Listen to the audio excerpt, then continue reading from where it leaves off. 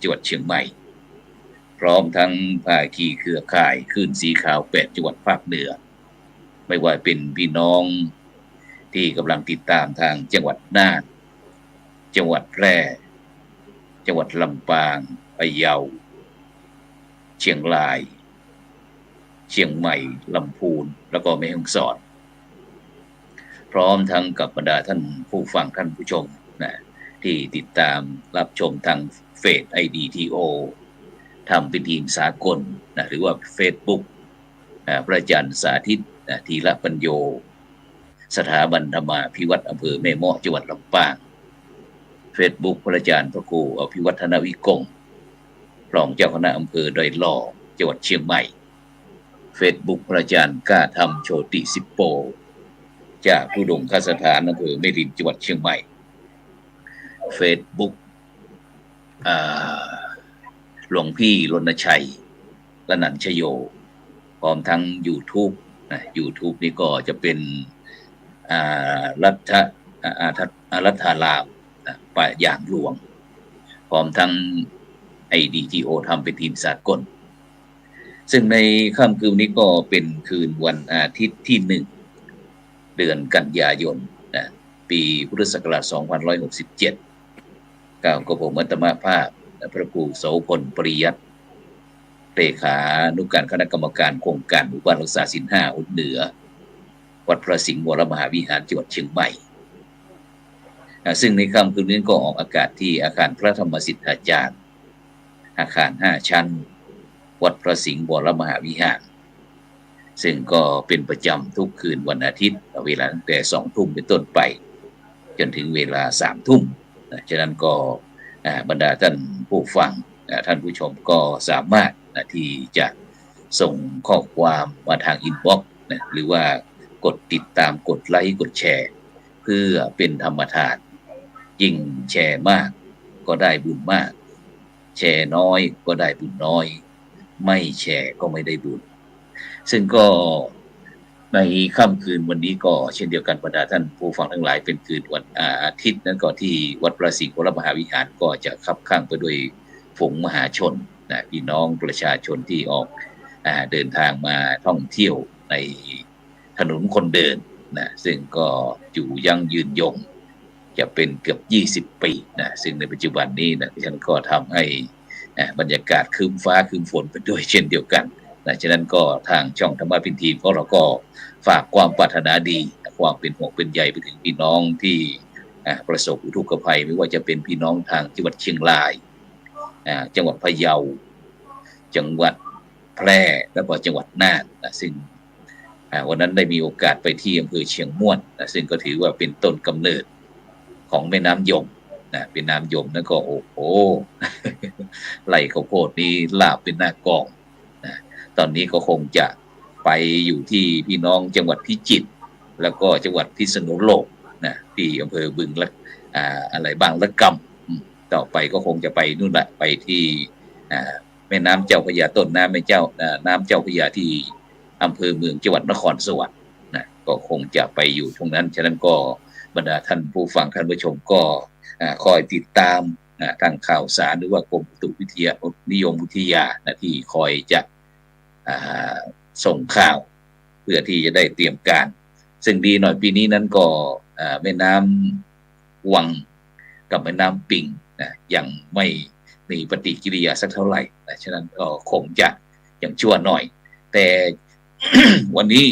ทางตอนล่างภาคเหนือตอนล่างจะเป็นยังไงเดี๋ยวเราก็จะมาพบกับ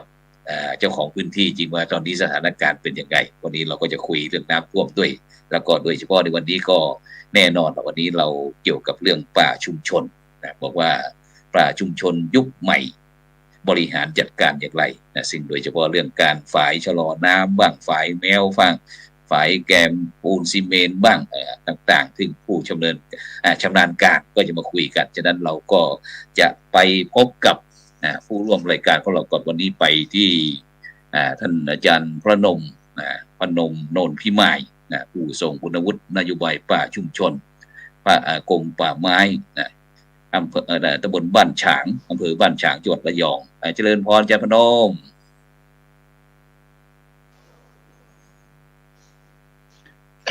นมัสการพระคุณเจ้าครับและสวัสดีพ่อแม่พี่น้องเครือข่ายป่าชุมชน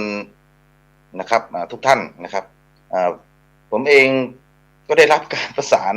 นะครับจากพระคุณเจ้าว่าจะคุยเรื่องอะไรดีถ้าลูกจำไม่ผิดนะครับเพราะรับหลายงานเหลือเกินนะครับงานบรรยายนะครับซึ่งตรงนี้เองเนี่ยซึ่งแต่ละท่านที่เชิญมาเนี่ยก็จะไม่ว่าจะเป็นท่านเศรษฐากรนะครับท่านผู้ใหญ่สุชาติผู้ใหญ่เทียนรวมทั้งผมเองเนี่ยซึ่งแต่ละท่านก็จะเป็นในเรื่องของฝ่ายชะลอน้ำอย่างของที่ลูกได้สอบถามก็ต้องให้เครดิตกับประธานเครือข่ายประจำจังหวัดหลายๆท่านที่ได้ประสานมากว่าจะได้แปะมือถึง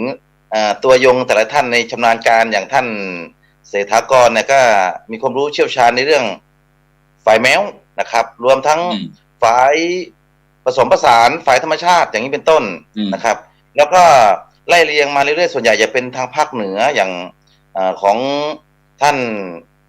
ผู้ใหญ่สุชาติก็จะเป็นฝ่ายโครงสร้างไม้ไผ่แกนดินซีเมนต์นะครับแล้วท่านสุดท้ายนี่ก็จะมาเป็นท่านผู้ใหญ่เทียนนะครับอาจจะเป็น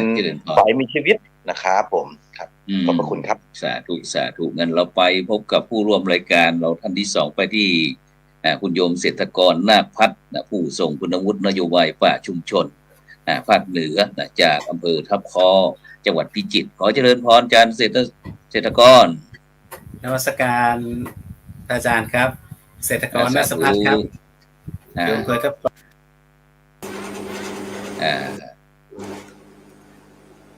ฝนตกหรือเปล่าเสียงคล้ายกับฝนตก ก็ตอนนี้ตกต่อเนื่องตลอดครับแล้วก็ตอนนี้กำลังรับน้ำจากทางเหนือทางจังหวัดน่านส่งมาแล้วก็ทางส่งด้วยน้ำน่านแม่น้ำน่านแล้วตรงไหนส่งอีก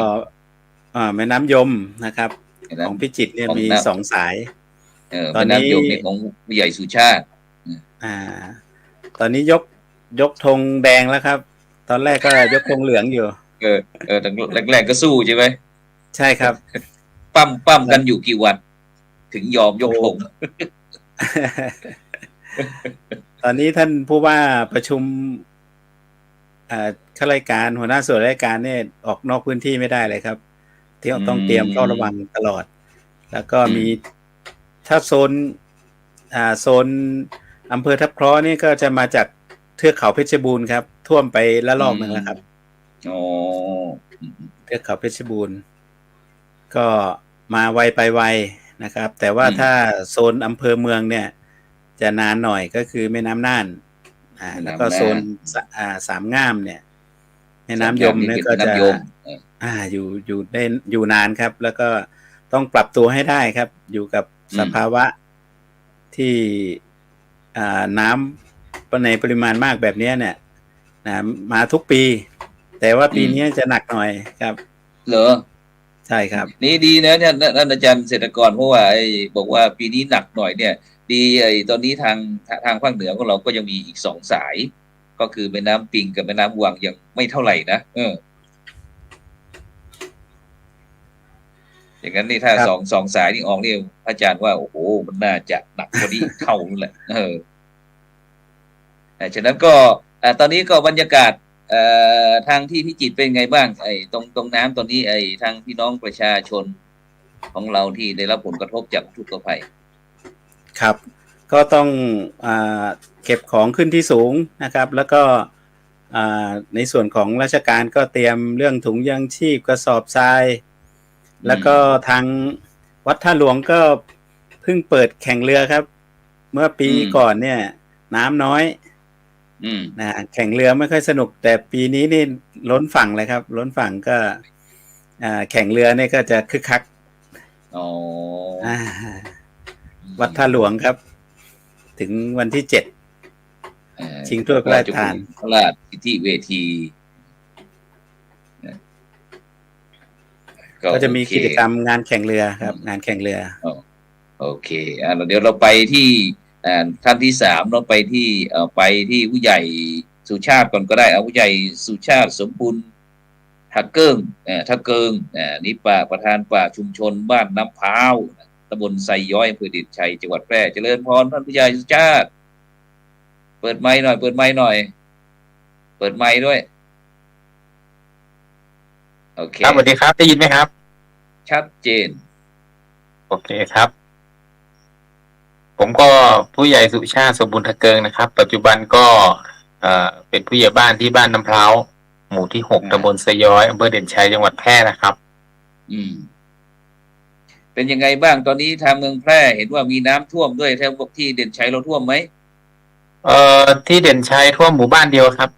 ที่บ้านปักปานครับหมู่7แต่สำหรับใกล้กับแม่น้ำยมใช่ไหมติดกับแม่น้ำยมใช่ครับที่ท่วมนะอยู่ใกล้แม่น้ำยมครับเนี่ยไอ้ทางอาจารย์เศรษฐกรบอกว่าโอ้โหหนักเสียเหลือเกินพี่น้องทางเมืองแพร่ปล่อยน้ำยมลงไปเนี่ย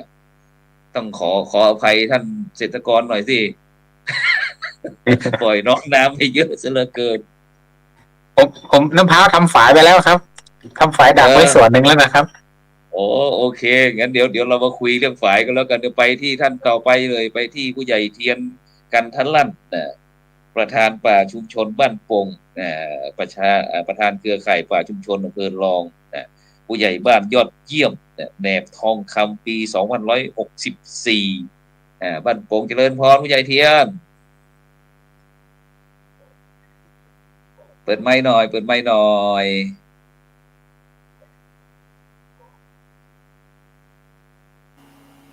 ครับโอเค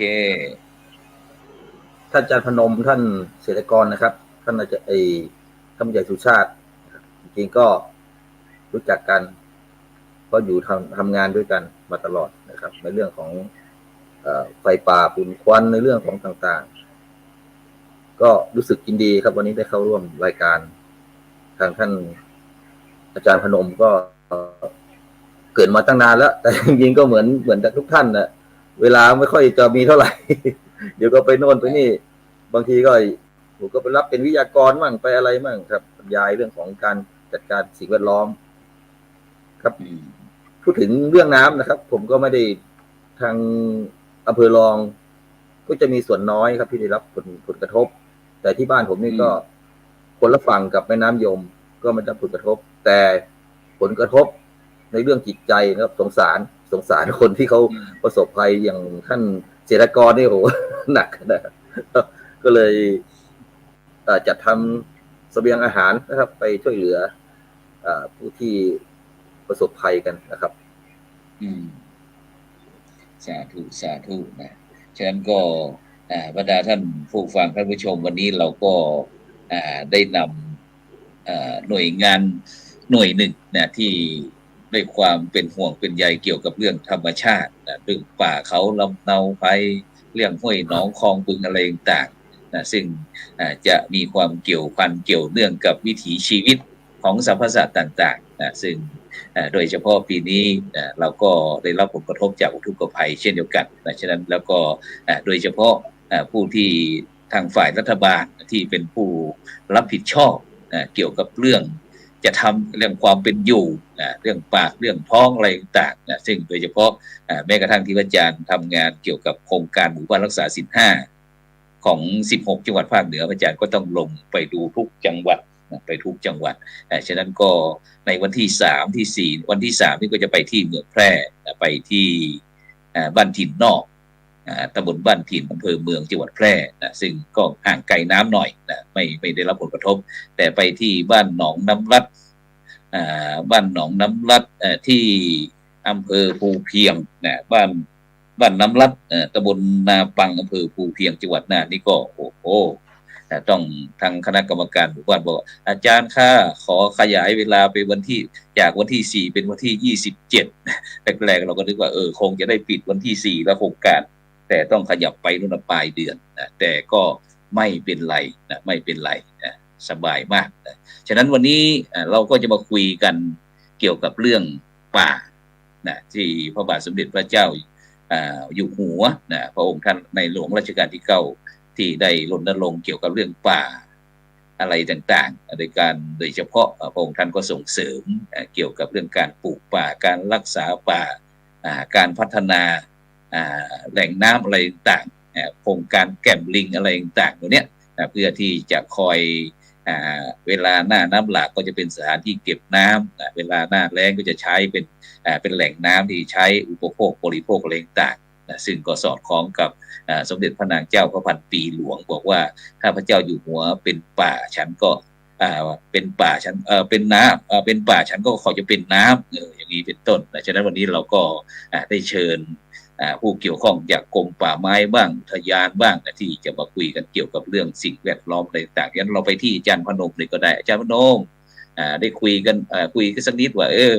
วันนี้ทางเครือข่ายของเรามีความวัตถุประสงค์อะไรที่เราจะได้มาพบมาเจอกันในวันนี้ขอเจริญพรครับนมัสการครับสวัสดีชาวเครือข่ายปราชญ์ชุมชนทุกท่านที่อยู่ในรายการนี้นะครับและพ่อแม่พี่น้องที่รับชมรายการนะครับมันเกิดจะมาจากประเด็นในเรื่องของตาม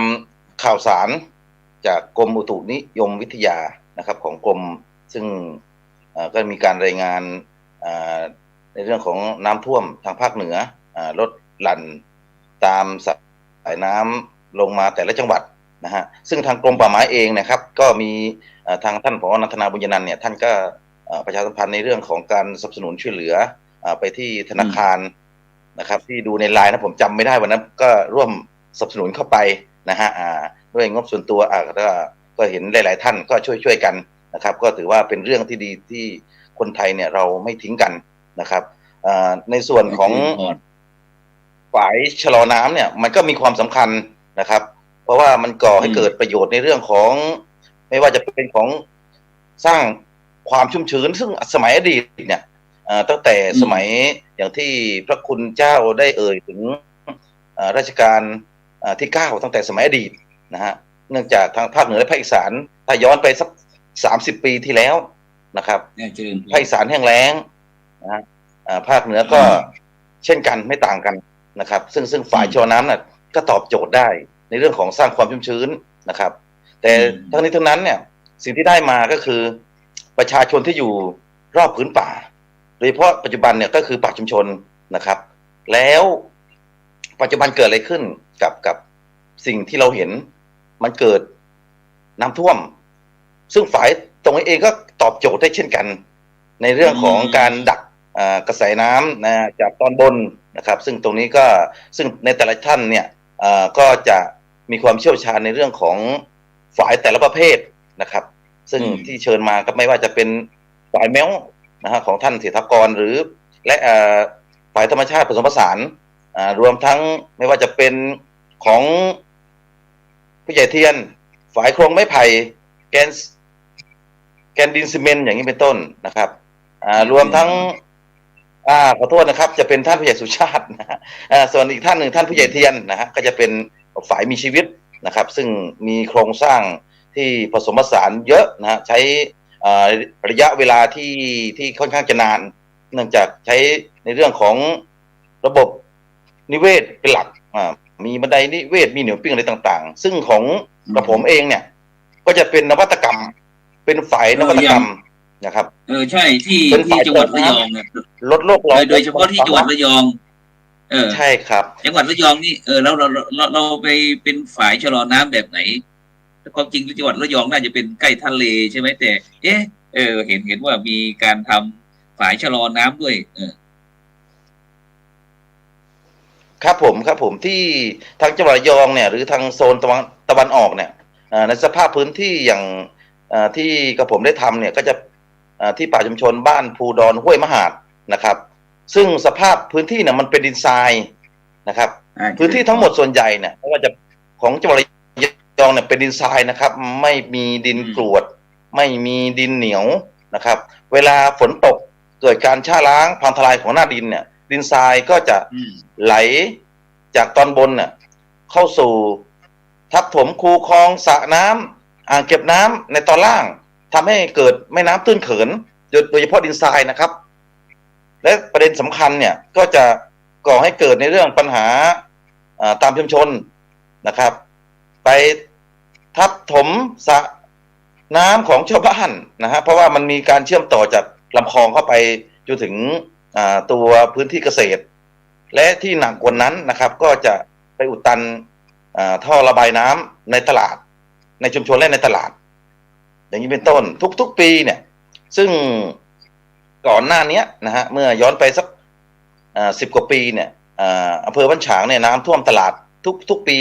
รวมทั้งมาบตาพุธนะครับเพราะว่าเขาเทือกเขาป่าสงวนแห่งชาติเนี่ยเขาป่าห้วยมหาดเขานั่งยองและเขาคอกเนี่ยนะครับมันเชื่อมต่ออำเภอบ้านฉางนะครับมาบตาพุธและไปทางตำบลสำนักท้อนนะครับแล้วก็ทางของกิ่งอำเภอนิคมพัฒนานะฮะตอนนี้เป็นอำเภอและรวมทั้งเมืองระยองก็คือแถวห้วยโป่งนะครับไปทางมาบพุธเนี่ยถือว่าเป็นเขตเมืองนะครับเป็นเขตเมืองซึ่งตรงนี้เองเนี่ยก่อให้เกิดดินทรายเข้าไปทับถมต่างๆเนี่ยพอหลังจากที่ได้มีการสร้างฝาย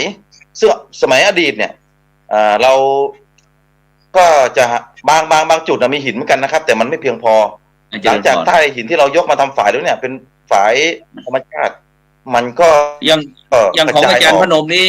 เป็นมีทรายเป็นอย่างที่ภาพนี้หรือเปล่าใช่ไหมตรงนี้ของจังหวัดระยองเราใช่ไหมภาพนี้ใช่ครับถูกต้องครับคุณเจ้าครับใช่ครับซึ่งในต่อมาเนี่ยก็เลยมีความจำเป็นนะครับมีความจำเป็นว่าทำไมดินทรายมันแล้วเมื่อก่อนเราก็เคยใช้กระสอบปานใช้อะไรทุกอย่างเหมือนกันแต่มันก่อเกิดขยะนะฮะแต่ก็ไม่เป็นไรเพราะว่ามันก็หลายๆป่าหลายๆอะไรพ่อแม่พี่น้องน่ะมันมีความจำเป็นแต่ก็ต้องแลกมาก็ไม่เป็นไรเราจึงเปลี่ยนนวัตกรรมใหม่นะฮะก็มาใช้กระสอบป่านนะครับเมื่อก่อนเป็นกระสอบปุ๋ยขาวนะฮะมันพอหลายๆปีผ่านไปมันก็จะเริ่มริ้วเริ่มอะไรก่อให้เกิดมลภาวะทางน้ำไมโครพลาสติกต่างๆนะครับคือตั้งแต่ปีพศ2560จนถึงปีปัจจุบันเนี่ยจึงเปลี่ยนมาเป็นกระสอบป่านเนื่องจากผลิตจากปอแก้วปอกระเจ้ากาบมะพร้าวอย่างนี้เป็นต้นนะครับมันลดโลกร้อนด้วยจากกระบวนการผลิตนะครับถ้าเป็นฝายตัวอื่นที่เราใช้กระสอบปุ๋ยขาวเนี่ยมันมาจากอุตสาหกรรมนะฮะที่ผ่านความร้อนอันเนี้ยการลดถึงได้เรียกว่าฝายลดโลกร้อนจากการผลิตนะครับและลดมลภาวะทางน้ำนะครับและลดไมโครพลาสติกที่จะไหลลงสู่แม่น้ำโดยเฉพาะสัตว์น้ำเนี่ยนะครับถ้าเกิดทางวิชาการเนี่ยเขาจะไปส่องกล้องจุลทรรศน์เนี่ยก็จะเห็นเป็นเส้นใยไมโครพลาสติกอยู่กับเนื้อปลานะครับปลาน้ำไม่ว่าจะเป็นปลาน้ำจืดหรือปลาทะเลซึ่งปกติทางทะเลเนี่ยมันก็จะมีขยะอยู่แล้วนะฮะซึ่งมันก็ต้องทำใจนะฮะแต่เราพยายามจะลดให้ได้มากที่สุดนะครับจึงก่อให้เกิดที่มาของฝายชะลอน้ำสร้างด้วยกระสอบป่านลดโลกร้อนลดมลภาวะและลดไมโครพลาสติกนะครับซึ่งทั้งหมดเองเนี่ยก็ตั้งแต่ปี60จนถึงปี67เนี่ยก็สร้างมาทั้งหมด250แห่งหรือ250ฝ่ายนั่นเองนะครับไม่ว่าจะโดยในการได้รับการสนับสนุนเนี่ยนะครับจากบริษัท SYS หรือเหล็กสยามยามาโตะนะครับมาเข้ามาในปี60นะครับเริ่มทำมาเรื่อยๆนะครับแล้วก็บริษัท GPSC นะครับหรือของลูกขายของบริษัทปตท.นั่นเองนะครับแล้วก็บริษัทอีกที่หนึ่งก็จะเป็นบริษัททาสตีลประเทศไทยจำกัดมหาชนอันนี้ก็เข้ามาเคยเข้ามาเรื่อยๆนะครับแล้วก็อีกบริษัทหนึ่งก็เคยเข้ามาสร้างด้วยอีก2ตัวก็จะเป็นบริษัทโททาลคาร์บิออนนะครับก็ช่วยกันนะฮะช่วยกันเข้ามาทีละแมตช์นะครับไม่ได้มาพร้อมกันทั้งหมดค่อยๆทยอยเข้ามารวมแล้วก็จนปัจจุบันนี้ก็250ฝ่ายครับผมสาธุฉะนั้นเดี๋ยวเราไปที่อาจารย์เศรษฐกรก็แล้วกันอาจารย์เศรษฐกรของอาจารย์นี้เป็นฝ่ายในรูปแบบไหนเป็นฝ่ายแมวฝ่ายธรรมชาติผสมผสานอย่างไรช่วยอธิบายหน่อยครับผมก็จะเป็นฝ่ายแมวครับฝ่ายแมวก็คือใช้วัสดุธรรมชาติที่อยู่ในพื้นที่นะครับซึ่งแบบนี้ใช่ไหมนี่แบบนี้เลยครับนี่เลยครับก็มีทำยังไงมีกลุ่มนักเรียนนักศึกษาเข้ามาร่วมซึ่งเราได้อบรมได้เรียนรู้ตั้งแต่มีการอบรมโครงการราษฎรอาสาสมัครพิทักษ์ป่าที่พระอาจารย์พูดถึงพระราชดำริของสมเด็จพระราชินีในหลวงรัชกาลที่9พระพันปีนะครับ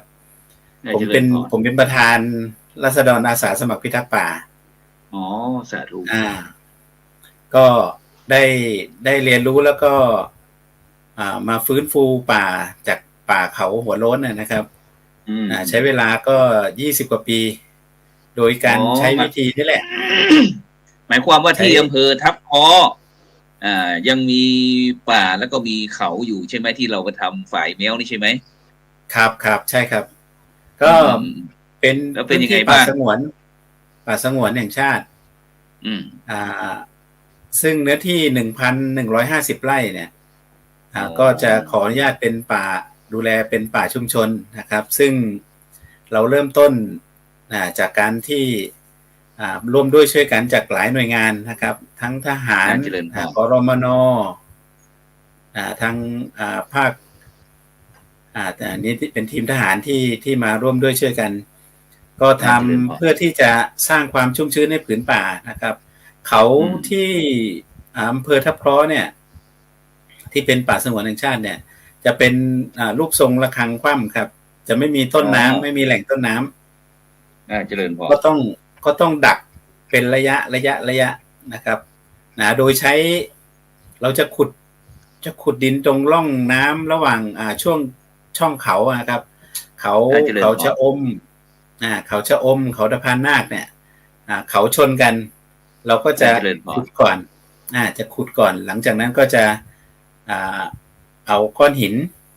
นะครับก้อนหินเบื้องต้นช่วงแรกก็ใช้กระสอบแบบที่ท่านพนมพูดถึงกันแหละแต่ตอนหลังมาเนี่ยเราก็มาเปลี่ยนเป็นปุ๋ยใช้ก้อนหินแล้วก็ใช้ก้อนหินแล้วก็ไม้ไผ่ครับเจริญพรไม้ไผ่ที่อยู่ในพื้นที่อาจจะต้องซ่อมแซมบ่อยหน่อยแต่ว่าชะลอการไหลสร้างความชุ่มชื้นในผืนป่าหลังจากนั้นถึงเราหลังจากทำฝายแมวเนี่ยนะครับเราก็จะมีกลุ่มเยาวชนแล้วก็ภาคส่วนต่างๆเนี่ยเข้ามารับผิดชอบเลยเข้ามารับผิดชอบในแต่ละฐานให้ลูกหลานเราเนี่ยเยาวชนกลุ่มมัคคุเทศน้อยมาช่วยกันเลี้ยงหินส่งต่อกันจนปัจจุบันรุ่นนี้เนี่ยไปเรียนมหาวิทยาลัยนะครับตั้งแต่รุ่นประถมจนปัจจุบันนี้เรียนอยู่ปี 3 ปี 4แล้วก็ยังมีโอกาสก็จะกลับมาช่วยนะครับในช่วงฤดูแล้งเนี่ยเราก็จะมาทำก่อนฝนเนี่ยเราก็จะมาช่วยกันทำแล้วก็มีบางกลุ่มบางกลุ่มที่หลังจากที่เราทำฝายเสร็จแล้วเนี่ยมันสร้างความชุ่มชื้นในผืนป่าเราก็มีการเปิดนี่แหละท่องเที่ยวชุมชนท่องเที่ยวดอกกระเจียวยักษ์บานที่บ้านเขาโล้นบริเวณเขาลูกเนี้ยเขาจะเปิดรับให้นักท่องเที่ยวเนี่ยมาเที่ยวชมดอกกระเจียวยักษ์ด้วยแล้วก็เป็นคณะเขาโทรมาบอกว่าเนี่ยจะพาคณะ2 รถตู้นะมาทำฝายให้พี่น้องเราเตรียมวัสดุอุปกรณ์ไว้ให้หน่อยเดี๋ยวก็จะมาช่วยกันทำอะไรเงี้ยนะครับก็จะเป็นกิจกรรมที่ต่อเนื่องกันมาครับสาธุงั้นเดี๋ยวเราไปที่ทางผู้ใหญ่สุชาติสมบูรณ์ทะเกิ้งที่อำเภอเด่นชัยหน่อยเอาผู้ใหญ่สุชาติของเราเป็นไงบ้างที่อำเภอเด่นชัยจังหวัดแพร่ผมผู้ใหญ่สุชาติสมบูรณ์ทะเกิงนะครับทะเกิงโอเคสมบูรณ์ทะเกิงครับความเป็นมาของฝายลูกนี้นะครับแรกเริ่มเดิมทีเราจะทำเพื่อแก้ไขในเรื่องของปัญหาการขาดแคลนน้ำนะครับอันนี้ในช่วงแรกเนี่ยครับเราคิดว่าจะทำลูกเล็กๆแต่ที่ว่าทำลูกเล็กๆเนี่ยมันคงไม่พอแก้ไขได้ไหนๆก็ทำแล้วอะครับก็ทำลูกใหญ่ๆไปเลยนะผู้ใหญ่ช่วยผู้ใหญ่สุชาติช่วยขยายหน่อยตรงนี้เห็นพระคุณเจ้าไปนั่งตรงนั้นด้วยพระคุณเจ้าไปมีส่วนร่วมเกี่ยวกับเรื่องการสร้างฝายชะลอน้ำอย่างไรเอ่ยคือฝายของเราเนี่ยลูกใหญ่มากครับงบประมาณที่เราทำเนี่ยครับเราทำแบบไร้งบประมาณนะไม่ได้รับงบสนับสนุนจากส่วนกลางแม้แต่สลึงเดียวอะครับอันนี้เราก็ต้องหาปัจจัยนะครับที่จะเอามาใช้นะครับ ในเรื่องของการสร้างฝายตรงนี้หนักๆก็จะเน้นไปที่เรื่องของค่าอาหารที่เราจะต้องเลี้ยงชาวบ้านทุกวันรวมถึงทหารที่ต้องมาช่วยวันละประมาณ20แรงนะครับรวมถึงค่าน้ำมันเชื้อเพลิงทหารนี้จากไอ้ค่ายพญาชัยบูรณ์ใช่ไหมใช่ครับม.1012ครับตรงนี้ที่เด่นชัยนะครับแล้วก็ส่วนหนึ่งก็มาจากช.302พิโลกนะครับแล้วก็หลักๆก็คุณเจ้าล่ะก็คุณเจ้ารูปนี้คือใครเอ่ยท่านครูบามนตรีครับเจ้าวาดวัดพระธาตุสุโธนะครับท่านเป็นไปสนับสนุนเราไอ้ทางโครงการเราอย่างไรคือเราขาดเงินนะครับเราขาดเงินเราไม่มีเงินท่านก็เลยมาเป็นประธานฝ่ายสงฆ์นะครับในการจัดพระป่าครับครับจัดพระป่าเพื่อหาทุนมาสร้างฝายครับอ๋อสาธุ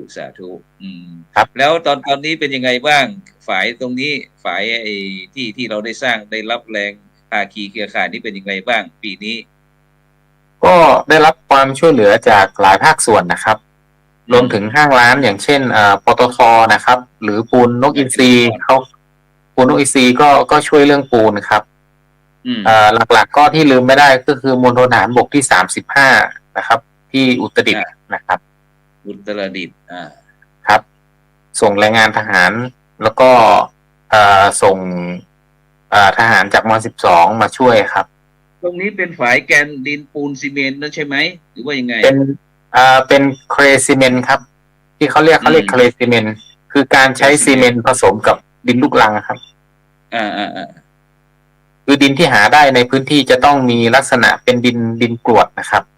อันนี้เราก็ได้แรงของชาวบ้านมาช่วยกันร่วมกันก็คือ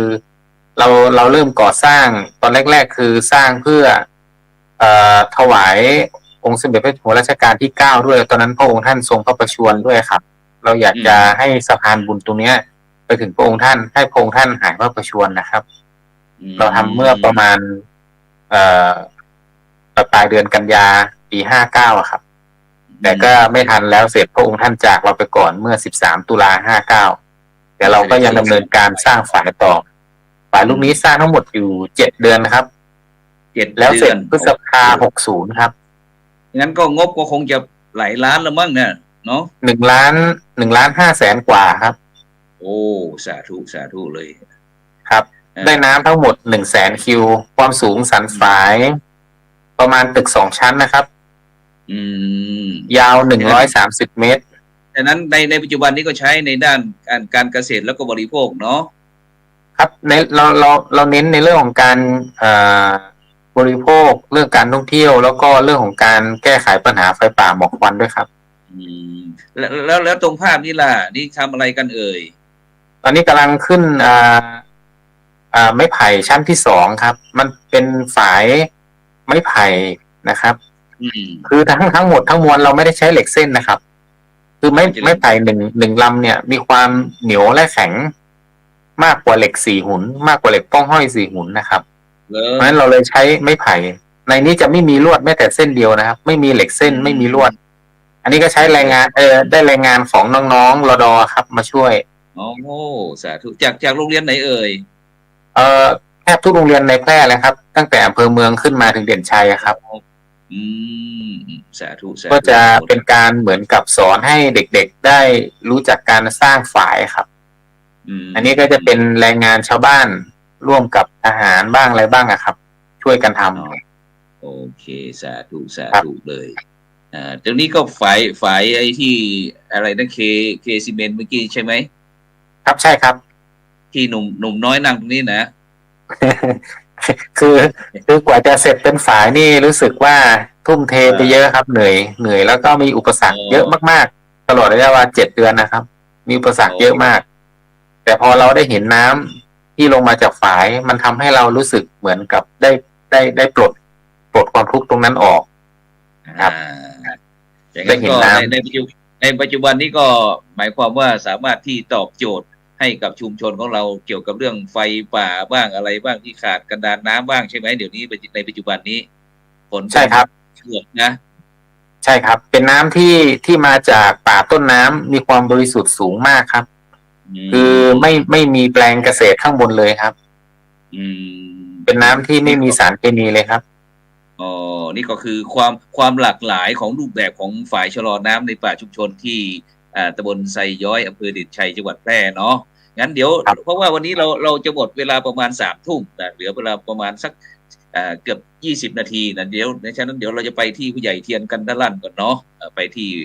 อำเภอรองหน่อยจากเด่นชัยไปที่อำเภอรองแล้วผู้ใหญ่เทียนเป็นไงบ้างป่าชุมชนของเราฝ่ายชะลอน้ำ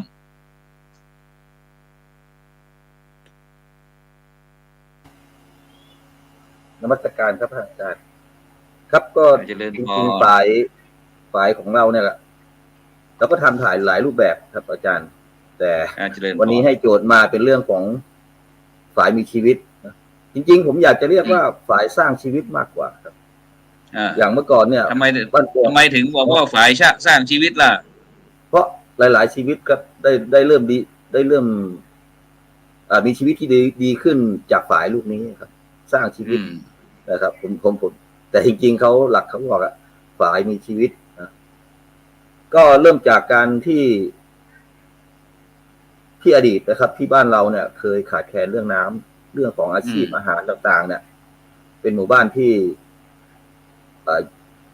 ยากไร้พอสมควรนะครับก็เราก็มาดูว่า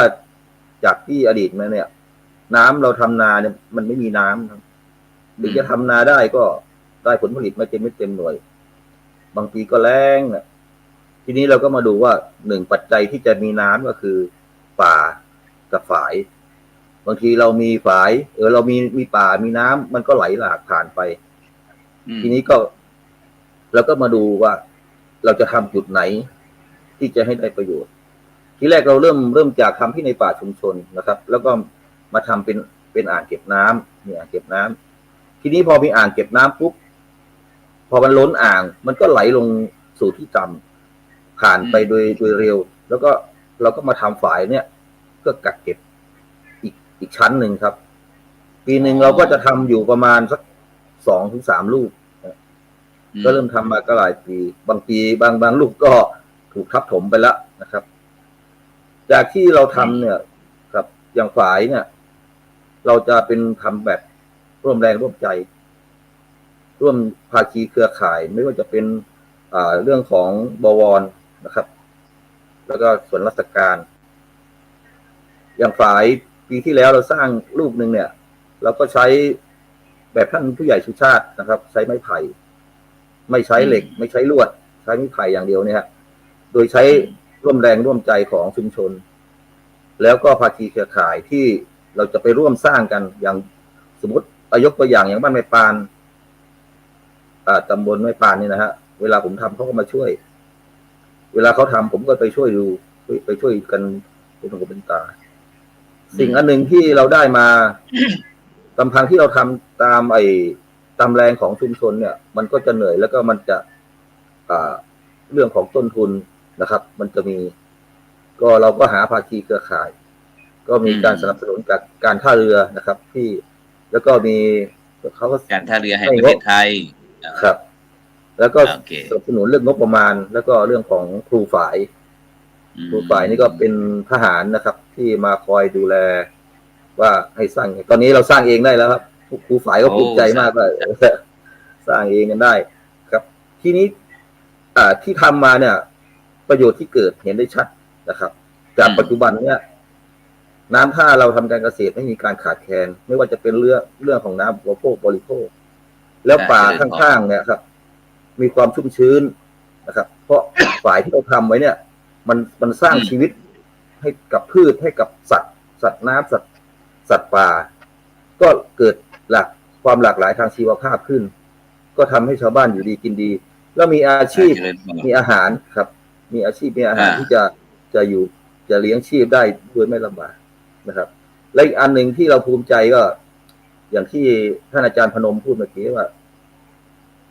เราดักน้ำไว้เพื่อไม่ให้มันหลากไปสร้างความรุนแรงความเสียหายให้กับลุ่มน้ำที่ต่ำลงไปครับแล้วก็ได้มีส่วนช่วยในเรื่องนี้ด้วยครับ อ๋อสาธุฉะนั้นเวลาเราประมาณเหลือประมาณ15 นาที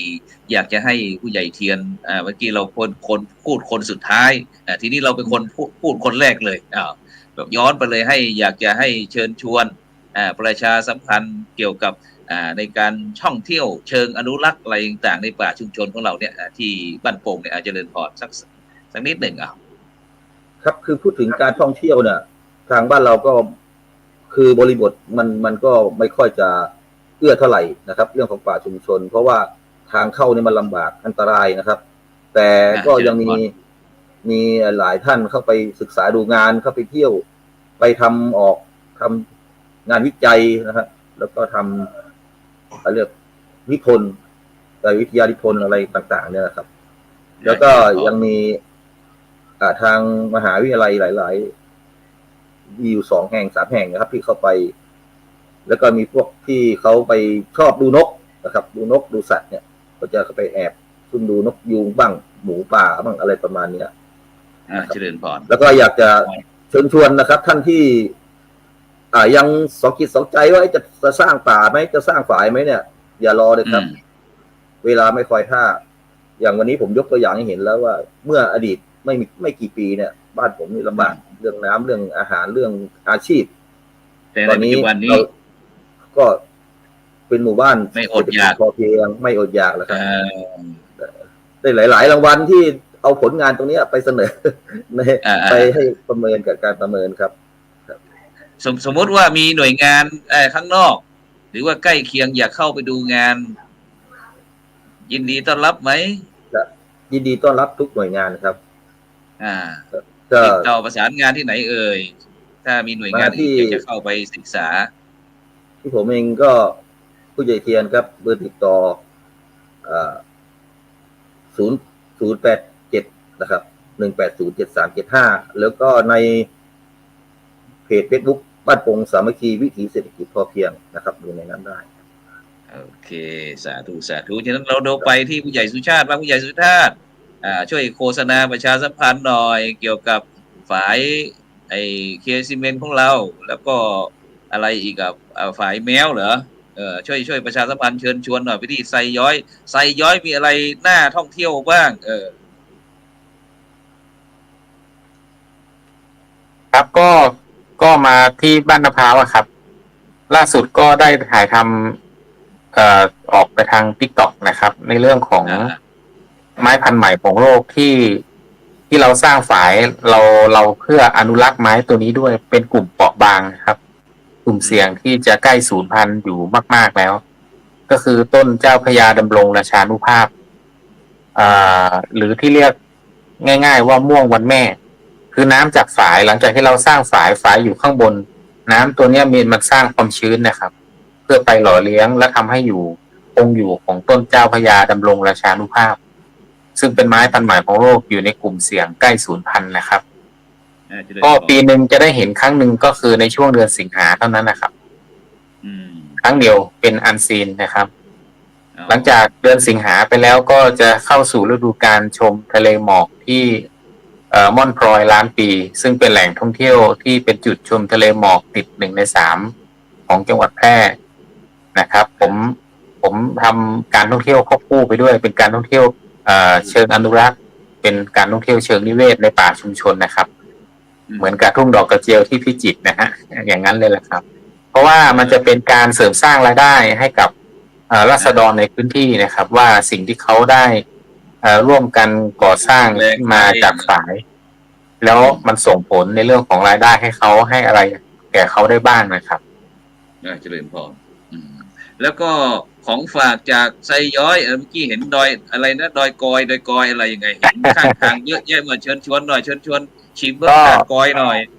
ครับไซย้อยกอยลำครับไซย้อยกอยลำก็คือกอยอร่อยนั่นแหละครับคือก็ขายกัน2 ข้างทางครับ2 ข้างทางก็คือมาเส้นหมายเลข11นะครับเนาะถ้ามาจากกรุงเทพนะมาถึงเด่นชัยพอเลี้ยวซ้ายมาก็จะผ่านตำบลไซย้อยก็จะมีกอยขาย2 ข้างทางเส้นที่ขึ้นไปเชียงใหม่หมายเลข11นะครับกอยนี่วิธีการปรุงในการรับประทานปรุงอย่างไร มีกอย ที่ปัจจุบันที่ กอยแห้งครับ คุยหน่อยคุยหน่อย ที่ขายปัจจุบันที่ฮอตฮิตเลยก็จะมีกอยนึ่งนะครับ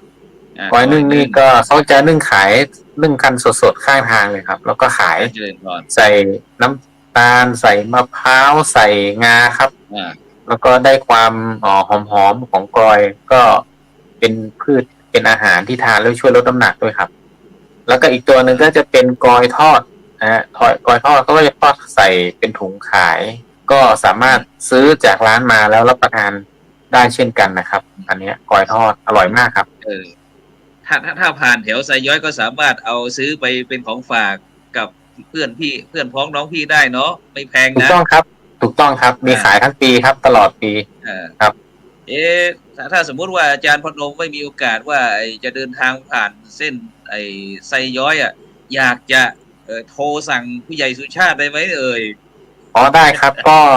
สามารถแจ้งล่วงหน้าได้ครับหมายเลขของผมก็0814724739ครับ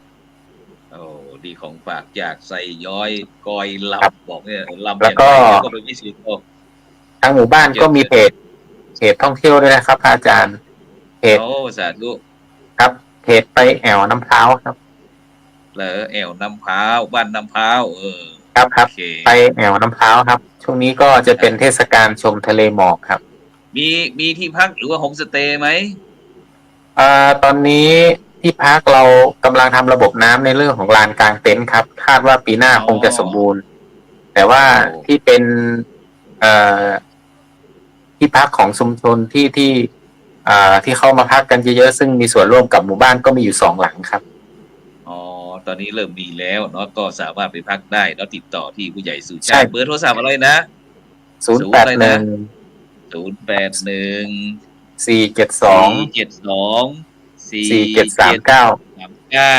นี่ผู้ใหญ่สุชาติสุกุลทักเกิงนะครับทักเกิงผู้ใหญ่บ้านน้ำพร้าวหมู่ที่6ตำบลไซย้อยอำเภอเด่นชัยจังหวัดแพร่เราไปเหลือเวลาไล่กระเทิบมันแล้วไปที่อาจารย์เศรษฐกรหน่อยเดี๋ยวจะหาบอกว่าอาจารย์พระครูเนี่ยเอาแต่คนเมืองแพร่เราไม่ปล่อยให้พิจิตรของเราน้ำท่วมอยู่นั่นแหละอาจารย์เศรษฐกรลุยมีอะไรดีบ้างเคยแวะซื้อกรอยชิมข้างทางมาแล้วครับอร่อยเป็นไงบ้างคุยบ้างหน่อยไหมน้ำจริงหรือเปล่าไปเชียงใหม่ก็เลยเห็นแวะสักหน่อยนึงก็อร่อยดีครับในส่วนของป่าชุมชนบ้านเขาโล้นนะครับหลังจากที่ฟื้นป่าดูแลป่าสมบูรณ์ขึ้นแล้วก็ทำฝายนะครับทำฝายชะลอน้ำเนี่ยบรรยากาศที่ลูกหลานที่ไปช่วยกันทำนะฝนตกมาเขาได้ไปเล่นน้ำสนุกสนานนะครับแล้วก็ได้เปิดการท่องเที่ยวตั้งแต่ปี2559นะครับเจริญพรโดยท่านสวผู้ว่าปูนะครับผู้ว่าปูเจริญพรท่านวีรศักดิ์วิจิตรแสงสีเนี่ยมาเป็นผู้ว่าที่พิจิตรก็เลยมาบูมเรื่องท่องเที่ยวตั้งแต่ปี59ครับเขาเปิดให้เที่ยวชมตั้งแต่ทุกปีนะครับสิงหากันยาตุลาครับมีนักท่องเที่ยวมาเที่ยวชมดอกกระเจียวเนี่ยสูงสุดเคยทำสถิติไว้ก่อนโควิดครับ 12,000 คนโอ้เยอะเลยก็คนในชุมชนก็ได้ประโยชน์ก็คือพอมีความชุ่มชื้นในผืนป่าดอกกระเจียวก็จะอยู่ได้นานขึ้นการเก็บหาของป่าแล้วดอกกระเจียวเทศกาลดอกกระเจียวนี้อยู่ในช่วงประมาณเดือนสิงหาครับสิงหากันยาตุลาโอ้ยงั้นก็ตอนนี้ก็เริ่มแล้วดิครับเชิญชวนเที่ยวหน่อยชวนเที่ยวทุ่งกระเจียวเราหน่อยครับเริ่มตั้งแต่วันที่4 สิงหาคมนะครับตอนนี้ก็มีนักท่องเที่ยวมีรายการทีวีเที่ยวละไมไทยแลนด์เวิลด์นะครับแล้วก็ของ NBT มาถ่ายรายการสาธุก็มีน้องๆมัคคุเทศน้อยนะครับที่คอยต้อนรับนักท่องเที่ยวนะครับช่วงนี้ก็มาเที่ยวชมงานแข่งเรือด้วยแล้วก็มาแวะดอกกระเจียวยักษ์ซึ่งมีสโลแกนนะครับดอกกระเจียวเล็กมีอยู่ทั่วไป ดอกกระเจียวใหญ่ต้องที่บ้านเขาโล้นครับเหรอโอ้โหสาธุเลยงั้นก็อำเภอทับค้อนะติดต่อที่เบอร์โทรศัพท์อะไรที่ถ้าใครอยากไปเที่ยวติดต่อเบอร์โทรศัพท์ของคุณเศรษฐกรที่เบอร์061-794-9692อาจารย์เศรษฐกรนาคพัฒน์จากครับผมยินดีต้อนรับทุกท่านครับป่าชุมชนตำบลเขา7ลูกอำเภอทับค้อจังหวัดพิจิตรนั้นเราไปที่สุดท้ายไปที่อาจารย์พัฒนมโนนพิมายจากจังหวัดอำเภอบ้านฉางจังหวัดระยองฮิช่วยประชาสัมพันธ์หน่อยครับนมัสการครับจังหวัดระยองเนี่ยนะครับพูดถึงแหล่งท่องเที่ยวกับป่าชุมชนนะครับก็ป่าชุมชนที่ใกล้ๆบ้านกับผมเองเนี่ยก็จะมีป่าชุมชนบ้านภูดรห้วยมหาดครับก็จะมีเส้นทางศึกษาธรรมชาติในเชิงนิเวศนะครับซึ่งไม่ปรุงแต่งอะไรมากนักก็จะมีป้ายบอกถึงต้นไม้ถึงระบบนิเวศมีป้ายโปร่งเทียมสาธิตด้วยนะครับแล้วก็มีจุดที่จะไปเยี่ยมชมฝ่ายนะครับฝ่ายนวัตกรรมฝ่ายลดโลกร้อนนะครับแล้วก็จะมีในพื้นที่ป่า3อย่างประโยชน์4อย่างอันนี้ก็จะเป็นในเรื่องของแบบเชิงเศรษฐกิจพอเพียงเอามาใส่ไว้ในป่าชุมชนในพื้นที่ใช้ประโยชน์นะครับทีนี้ในส่วนของแหล่งท่องเที่ยวป่าอื่นๆเนี่ยนะครับก็จะมีป่าชุมชนบ้านตะเกาทองอันนี้อยู่ทางอำเภอเมืองอันนี้ก็จะมีเป็นแหล่งต้นแบบของฝ่ายนะครับเป็นฝ่ายผสมผสานตั้งแต่สมัย SCG นะครับเข้ามาเมื่อปีพ.ศ. 2554นะครับแล้วก็ทำมาเรื่อยๆจนถึงปัจจุบันก็จะเว้นช่วงหน่อยในช่วงโควิดนะครับก็อยู่ทางฝั่งเขายะดานะครับชื่อป่าชุมชนบ้านตะเกาทองนะครับซึ่งกองทุนสิ่งแวดล้อมเองนะทุกจังหวัดของระยองก็ได้ป่าชุมชนบ้านเขาตะเกาทองที่โครงการที่เคยพูดมาครั้งที่แล้วก็คือศูนย์เรียนรู้ป่าชุมชนจะได้ทุกจังหวัดซึ่งป่าของจังหวัดระยองนี่ก็คือป่าชุมชนบ้านเขาตะเกาทองตรงนี้เองนะฮะมีฝายอยู่ทั้งหมดนะครับก็ประมาณ4,000 แห่งหรือ 4,000 ตัวสะสมทำมาเรื่อยๆนะครับทำมานะฮะซึ่ง